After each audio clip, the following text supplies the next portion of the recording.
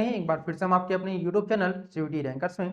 जैसा कि आज इस थंबनेल पर आप लोग देखकर समझ चुके होंगे कि आज हमारा जो सेशन होने वाला है वो आपके सीयूटी बीएड पे आधारित होने वाला है। जैसा आप सभी को पता है कि सीयूटी बीएड जो है वो आपका 2023 में जून माह में आपका होने वाला है।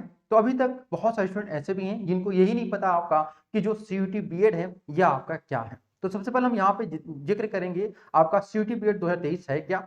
तो जो आपका बीएड है वह दो प्रकार के हो, तीन प्रकार से या फिर चार प्रकार से आप लोग बोल सकते हैं। पहला जो आप स्टेट गवर्नमेंट के द्वारा आप लोग करते हैं, यानी कि जो आपके राज्य में जो राज्य में आपका बीएड होता है उस राज्य का बीएड। जैसे अगर हम यूपी की बात करें तो यूपी बीएड में जो आपका बीएड होगा उसे आप स्टेट बीएड कहेंगे। दूसरा जो आपका सेंट्रल बीएड होता है, ठीक है, सेंट्रल यूनिवर्सिटी का जो बीएड होता है उसका। और तीसरा जो होता है आपका डीम्ड यूनिवर्सिटी का। डीम्ड यूनिवर्सिटी जैसे आपका इग्नू हो गया। तो आपका बेसिकली जो ये आपका सीयूटी बीएड है वह बिलोंग करता है आपका सेंट्रल यूनिवर्सिटी से।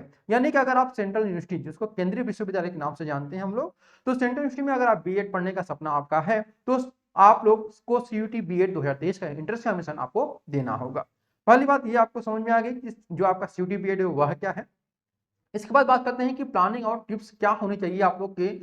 खास करके प्लानिंग आप लोग को मैं कैसे करना है ये मैं बताऊंगा। उसके बाद कुछ टिप्स भी दूंगा जो आप लोग को जरूर फॉलो करना है। तो देखिए यहाँ पे क्या आप लोग को मैं प्लानिंग बताने वाला हूँ। सबसे पहले आप लोग अपने यहाँ पे जान लीजिए कि सीयूटी में जो आप लोग को मैं बताया कि जो आपका बीएड होता है वह आपका सेंट्रल यूनिवर्सिटी के लिए होता है सीयूटी के लिए। तो सीयूटी बीएड अगर आप देने जा रहे हैं तो आपको तीन प्रकार के बीएड यहाँ पे देखने को मिलेंगे बेसिकली। अगर वैसे कहा जाए तो आपके कुल टोटल 5 प्रकार के आपके जो बीएड है वह आपके सीयूटी में आपके आ रहे हैं। लेकिन अगर सीयूटी बीएड की स्पेशली बात करें तो 3 प्रकार के आपके बीएड है। अभी जो आपके 3 प्रकार के बीएड हैं इनमें आपका पीजीक्यूपी 01, पीजीक्यूपी 09 और पीजीक्यूपी 74 है। ठीक है, अब यहाँ पे हम एक एक करके सभी बात करते हैं कि कौन सा फॉर्म आप लोग भर सकते हैं। देखिए यहाँ पर जो पीजीक्यूपी 74 है इस फॉर्म को देख रहे होंगे तो यह कोड केवल वही स्टूडेंट मतलब ऐसे स्टूडेंट जो बीएचयू से बीएड करने का सपना रखे हुए हैं। बीएचयू बनारस हिंदू यूनिवर्सिटी जो कि आपका बनारस में है। तो अगर आप बीएचयू से बीएड करना चाहते हैं तो उसके लिए आपको पीजीक्यूपी 74 का फॉर्म आपको भरना होगा।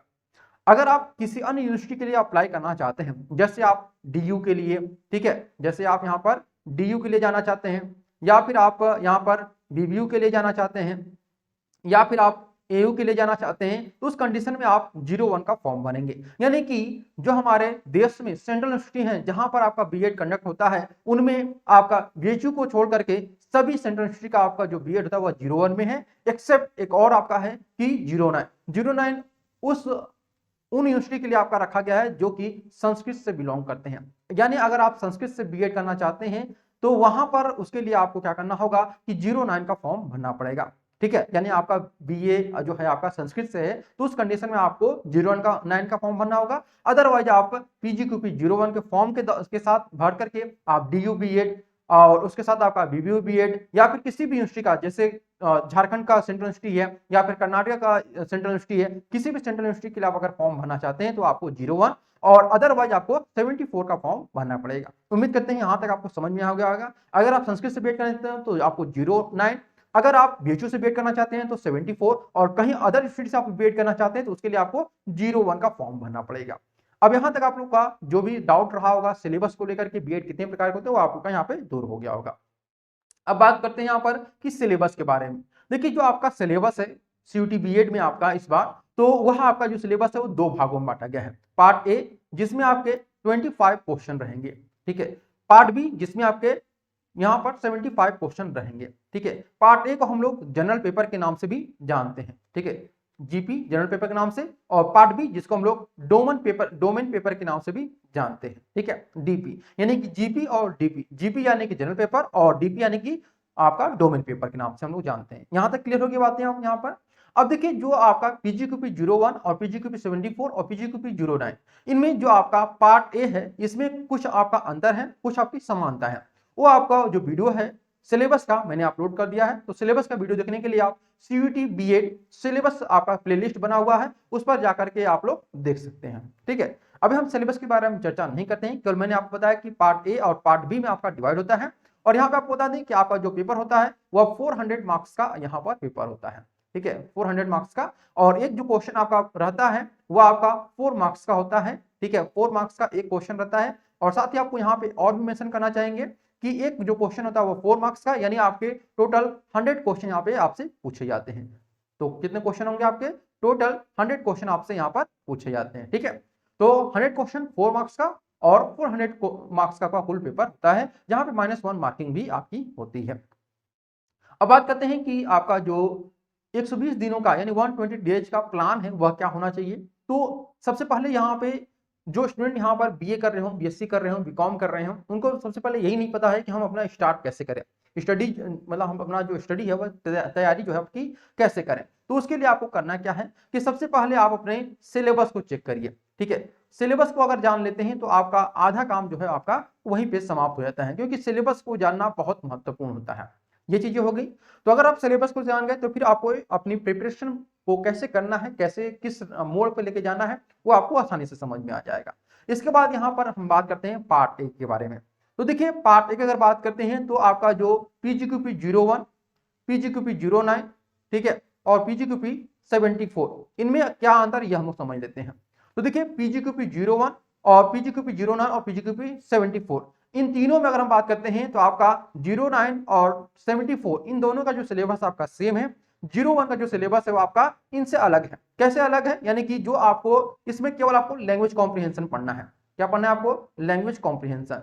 तो जो आप लैंग्वेज कॉम्प्रिहेंशन पढ़ेंगे यहाँ पर PGQP 01 में, वहां लैंग्वेज कॉम्प्रिहेंशन 09 और 74 में पढ़ना है, लेकिन 74 और 09 में आपको रीजनिंग, मैथ और साथ ही साथ जीके भी आपको स्टडी करनी है, ठीक है। तो पार्ट 1 की प्रिपरेशन कैसे करनी है ये आपको अपने पता करनी है कि अगर आप 01 की तैयारी कर रहे हैं तो केवल लैंग्वेज की, अगर आप 74 की भी तैयारी कर रहे हैं, 09 की भी तैयारी कर रहे हैं, तो उसमें लैंग्वेज कॉम्प्रिहेंशन आपका ऑटोमेटिक रहने वाला है। इसका वीडियो मैंने आप लोगों को ऑलरेडी अपलोड कर दिया है, तो वहां से भी आप लोग जाकर देख सकते हैं। साथ ही आपको बताना चाहेंगे कि पार्ट 1 की जो प्रिपरेशन है वो आपके अपने इस यूट्यूब चैनल सीयूटी रैंकर्स पर फ्री ऑफ कॉस्ट चलाई जा रही है। इस समय 7 AM पे हमारी क्लास चल रही है, जो कि आपकी जीके और करंट अफेयर्स की क्लास है, ठीक है। और साथ ही साथ आपको बताना चाहेंगे कि जो आपकी 7 PM पे हमारी क्लास चल रही है, जो कि आपकी क्लास है हिंदी की, जो कि आपकी लैंग्वेज कॉम्प्रिहेंशन की रहती है, ठीक है। चलिए अब बात करते हैं टीचिंग एप्टीट्यूड, क्योंकि बीएड का एग्जाम देने जा रहे हैं तो टीचिंग एप्टीट्यूड आपको पढ़ना बहुत जरूरी है। बहुत सारे ऐसे स्टूडेंट होते हैं जो सीटेट या फिर टेट की जो प्रिपरेशन कराने वाले चैनल होते हैं, वहां पर जाकर के अपनी टीचिंग एप्टीट्यूड का जो सिलेबस है उसे कवर करने लगते हैं। तो सबसे बड़ी भूल आपकी यही होती है कि आपको बीएड क्लियर करना है, न कि आपको टेट सीटेट क्लियर करना है। सबसे पहली बात कि आपको टीचिंग एप्टीट्यूड का सिलेबस पता है और उनकी टॉपिक वाइज जो आप लोग को सिलेबस के अकॉर्डिंग आप लोग का स्टडी मटेरियल है, मैं आपको अपने टेलीग्राम ग्रुप पर भी शेयर करूंगा। साथ ही उसकी प्रिपरेशन करने के लिए आपको कहीं जाने की आवश्यकता नहीं है, आपके इस यूट्यूब चैनल सीयूटी रैंकर्स पर उसकी प्रिपरेशन जो है आपकी कराई जाएगी, ठीक है।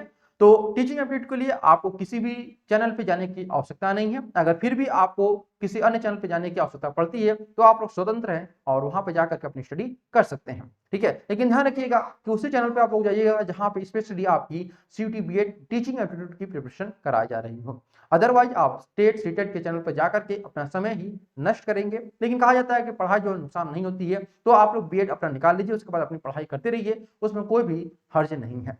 अब बात करते हैं पार्ट बी के बारे में। तो देखिए पार्ट बी जो है वह तीनों ही का अलग है, 01 का, 09 का और 74 का। इन तीनों का ही जो आपका पार्ट बी है वह बिल्कुल अलग है एक दूसरे से।